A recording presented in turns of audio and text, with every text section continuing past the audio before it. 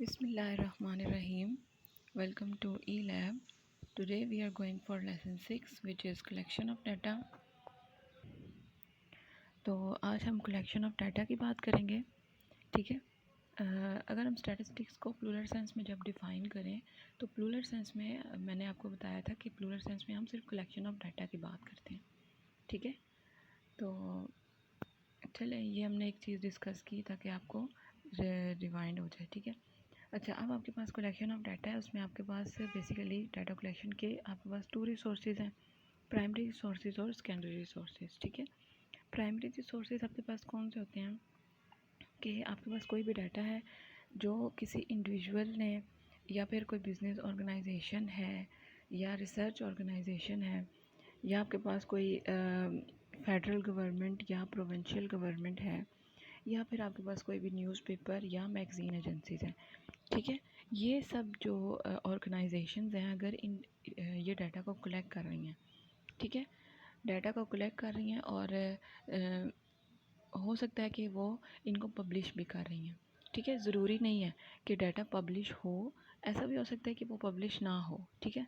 लेकिन जिस ऑर्गेनाइजेशन ने डाटा कलेक्ट किया है अगर सेम ऑर्गेनाइजेशन उस डाटा को पब्लिश कर देती है, ठीक है, तो ये आपके पास प्राइमरी रिसोर्सेज में आते हैं, ठीक है। जो डाटा कोई भी ऑर्गेनाइजेशन जो उसे फ्रेश डाटा को कलेक्ट करती है तो वो आपके पास जो होते हैं प्राइमरी रिसोर्सेज होते हैं, ठीक है।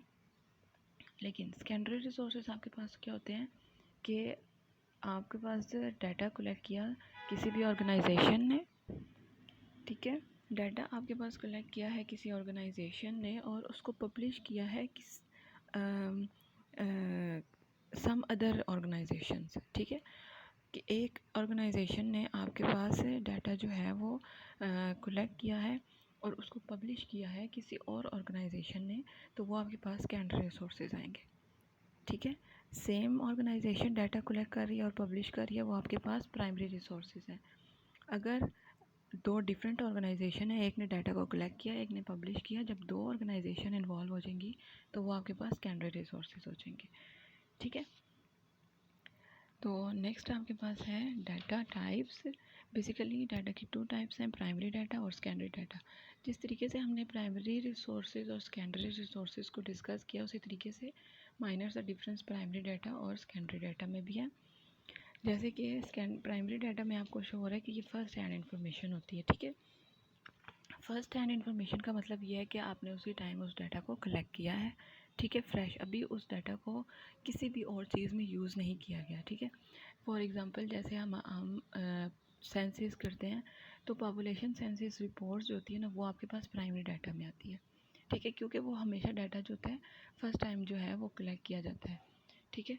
और उसमें क्या होता है ईच एंड एवरी यूनिट जो होता है वो इन्वॉल्व होता है, ठीक है। उसके बाद क्या है, और प्राइमरी डाटा जो है वो फर्स्ट हैंड इंफॉर्मेशन है जो आपके पास से कलेक्ट करते हैं, फिर उसको कंपाइल करते हैं और पब्लिश कर देते हैं फिर किसी पर्पज़ के लिए, ठीक है। और सेकेंडरी डाटा आपके पास ये होता है कि पहले से आपके पास डाटा जो है कलेक्ट किया गया, आप उस डाटा को यूज़ करके अपना अपना रिज़ल्ट फाइंड आउट कर रहे हैं, ठीक है। जो पहले से डाटा मौजूद है जिसको फ्रेश कलेक्ट नहीं किया गया, ठीक है। जैसे कि आपके पास रिसोर्सेज है, पब्लिक एंड प्राइवेट पब्लिकेशंस हैं, ठीक है। अच्छा, अब आपके पास क्या है कि जो आपके पास डाटा जो इकोनॉमिक सर्वे ऑफ पाकिस्तान में यूज़ करते हैं, ठीक है, इकोनॉमिकली जो सर्वे होता है उसमें जो डाटा को यूज़ किया जाता है वो आपके पास क्या होता है सेकेंडरी डाटा होता है। क्यों? इसलिए क्योंकि जो इस सर्वे में डाटा आप यूज़ करते हैं वो डाटा जो होता है वो बेसिकली कलेक्ट किया होता है फेडरल ब्यूरो ऑफ स्टैटिस्टिक्स से, यानी कि एक या स्टेट बैंक से, ठीक है।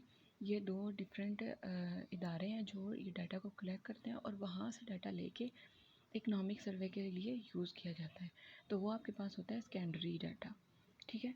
बेसिकली डिफरेंस क्या है, प्राइमरी डाटा और प्राइमरी रिसोर्सेज, वो रिसोर्सेज जहाँ से आपको फ्रेश डाटा मिल जाए या प्राइमरी डाटा जो आप फ्रेशली कलेक्ट करते हैं, ठीक है।